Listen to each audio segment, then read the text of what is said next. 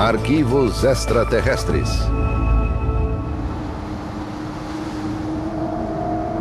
Este mistério intriga uma comunidade há décadas. Um estranho objeto mergulhou nas águas de Shag Harbor, na Nova Escócia, Canadá, na noite de 4 de outubro de 1967. Casos como o de Shag Harbor são poucos convencionais. Não são fáceis de explicar nem de esquecer. Havia algo nos céus, um objeto muito luminoso que caiu. Existem dezenas de testemunhas, mas não há explicações. Muitas pessoas viram algo mergulhar nas águas, mas ninguém soube dizer o que era. Os pescadores locais, a guarda costeira e os mergulhadores da marinha fizeram buscas, mas não acharam indícios de queda. Não podia acreditar que não houvesse nada, nem um pedaço de metal. Era algo que nunca acontecera antes. Não sabiam o que pensar. Os moradores especulavam e, como as autoridades canadenses não se pronunciaram, surgiram boatos de que o governo tinha algo a ocultar. Toda a missão foi considerada secreta e não nos revelaram nada. Naquela noite, todos sentiam que o governo ocultava algo, mas não sabíamos o que era. 25 anos depois, uma investigação trouxe à tona documentos oficiais e revelações surpreendentes. O que me incomodou foi nos tratarem como se fôssemos crianças e não pudéssemos saber disso. Este é um caso que demonstra a realidade dos OVNIs. Neste programa, testemunhas oculares, pesquisadores de OVNIs e documentos oficiais recém-revelados mostrarão novos ângulos do maior e mais misterioso caso de OVNIs na história do Canadá. Queda no Canadá.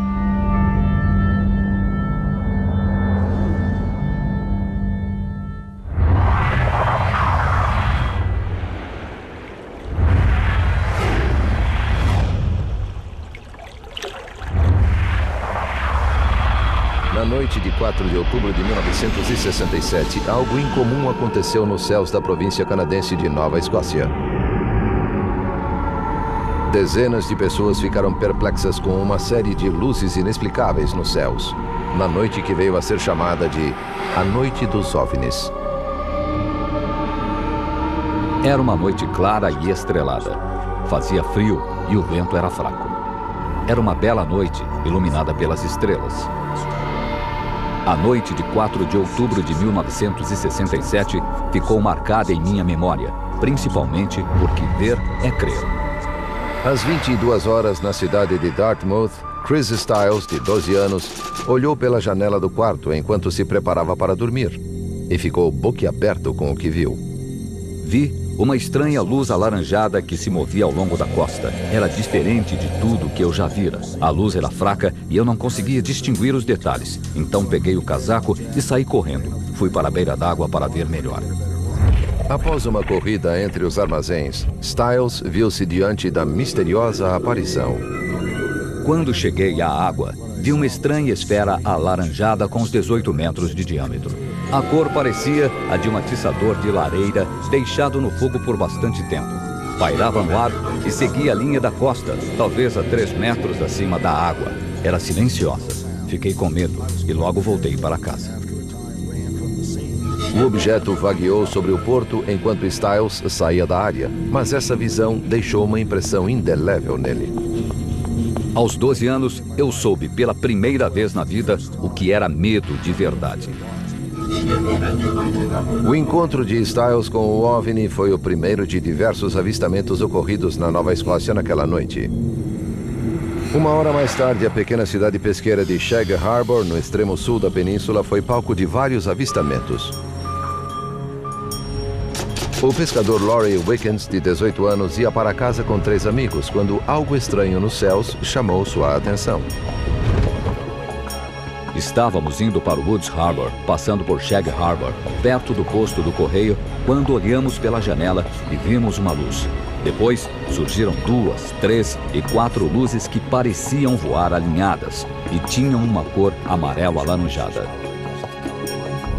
Enquanto dirigia para oeste pela rodovia 3, Wickens tentou acompanhar as estranhas luzes, mas os objetos silenciosos desceram em um ângulo de 45 graus e sumiram atrás das árvores.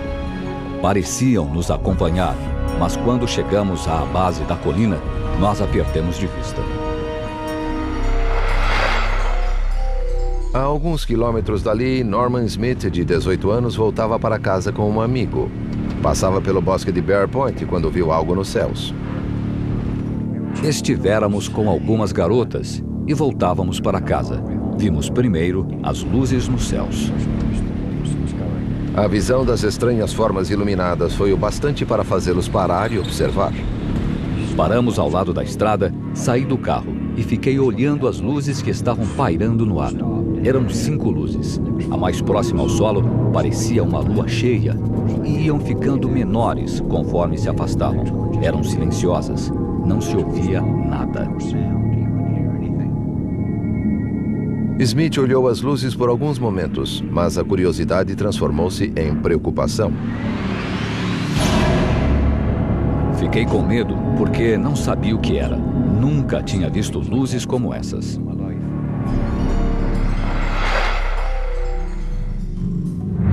Um pouco adiante na estrada, Laurie Wickens e seus amigos ainda seguiam um estranho objeto. De repente viram um clarão ofuscante e ouviram um assobio como o de uma bomba. Pensaram que caíra no porto e correram para a beira d'água. Quando chegamos ao alto da colina, vimos a luz na água. Pensamos que fosse um avião. Para observar melhor, Wickens parou o carro em um estacionamento deserto perto da praia. A luz que vimos no porto parecia metade de um globo e tinha uma cor amarelada. Estava vagando pelo porto. A primeira coisa que passou pela minha cabeça foi ligar para a polícia e avisar que vira a queda de um avião. Wickens voltou ao carro, dirigiu-se a um telefone público e ligou para a sede regional da Polícia Montada Canadense, que é a Polícia Nacional do Canadá, conhecida pela sigla RCMP. O policial atendeu o telefone às 23 horas e 25 minutos e ouviu uma voz agitada. Os policiais perguntaram o que eu tinha bebido e respondi que não bebera nada. Então perguntaram o número do telefone. Após ouvir a história de Wickens, o policial mostrou-se cético. Mas assim que desligou, outros telefonemas começaram a chegar. As ligações vinham de Bear Point, Cape Sable Island e de Maggie Garrons Point e diziam a mesma coisa. Com tantas testemunhas, a polícia teve de levar o incidente a sério. No momento em que entramos no carro, o policial ligou e perguntou onde podia nos encontrar, pois queria ver o objeto. Eu lhe disse que estaria na fábrica Moss, porque o objeto estava perto de lá. Enquanto isso, Norman Smith também estava alertando as pessoas sobre o objeto misterioso acima do porto. Fomos até a casa de meu pai. Eu o chamei e ele saiu. Ficamos olhando as luzes nos céus. Alguns minutos depois, vimos um carro de polícia chegando com as luzes ligadas. Ele seguiu o carro da polícia até um estacionamento próximo à praia, onde já estavam várias pessoas. Quando chegamos lá, havia cerca de 16 pessoas, incluindo os policiais. As pessoas que moravam nas redondezas tinham visto a luz descer e parar sobre a água. Os civis e os policiais observaram a luz amarelo-alaranjada mover-se a aproximadamente 280 metros da praia. Estava muito escuro. Só se viam as luzes sobre a água. Observamos a luz por cerca de 10 minutos. Quando subimos a colina para ver melhor, ela se apagou. Simplesmente desapareceu. Todos tinham certeza de ter visto a queda de um avião. Às 23 horas e 38 minutos, um policial ligou para o Centro de Coordenação de Resgates em Halifax, o centro militar canadense que organiza operações de busca e resgate. A guarda costeira em Clark's Harbour também foi contatada e os zeladores dos faróis próximos foram colocados em alerta. Eu estava de plantão e fazia a supervisão rotineira do sistema de apoio à navegação. Por volta da meia-noite, fui avisado de que procuravam algo que caíra no porto. Enquanto isso, os policiais improvisaram uma operação de resgate. Pediram aos pescadores locais que levassem seus barcos ao local do impacto. Quando a notícia se espalhou, os moradores locais entraram em ação. Alguém bateu à porta da nossa casa e meu marido foi atender. Era um policial que lhe disse que algo acontecera no porto. Achavam que um avião havia caído na água. Sabiam que meu marido tinha um barco no cais e poderia chegar lá rapidamente. Eu voltava para casa depois de tomar conta de algumas crianças. Um morador veio falar comigo e disse em tom urgente: "Precisa vir comigo. Vamos procurar sobreviventes de um acidente, a queda de um avião." Não sabíamos bem o que esperar. Tentamos chegar rapidamente ao local. Corremos para o cais, soltamos as amarras dos barcos e partimos para a área da queda o mais depressa possível. Faltava pouco para a meia-noite. 2 barcos de pesca com vários voluntários dirigiram-se a toda força para a área da queda.